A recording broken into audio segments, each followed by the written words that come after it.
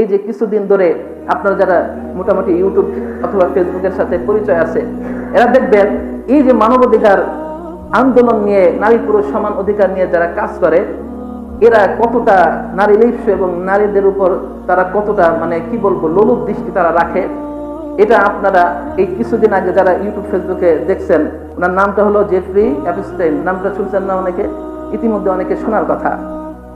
তো এই মানুষটা ওই ফ্লোরিডা একটা দ্বীপের ভিতরে সে পুরো একটা দ্বীপ কিনে ওইখানে একটা মনে করেন বিরাট একটা দুনিয়ার জান্নাত বানাইছে।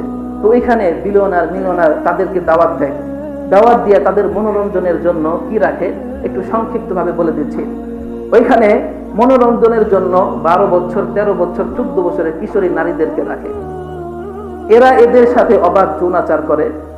এদের মনে করেন আল্লাহ তাআলা তো আস্তাগফিরুল্লাহ, আল্লাহ মাফ করুক, পিছনের রাস্তা দিয়ে আল্লাহ তাআলা নিষেধ করেছে, কিন্তু তারা সামনে পিছনে এবং অবাধ মেলামেশা এবং একসাথে সংঘবদ্ধভাবে ওই তাদের উপরে ঝাঁপিয়ে পড়ে, তাদের উপরে এরকম যৌন নিপীড়ন করে।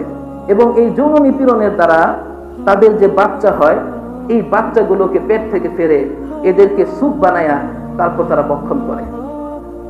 2005 সালে এই জেফ্রি এপস্টাইনের নামে একটা মামলা হয়েছিল, একটা নারী এরকম যৌন নিপীড়নের মামলা করছিল।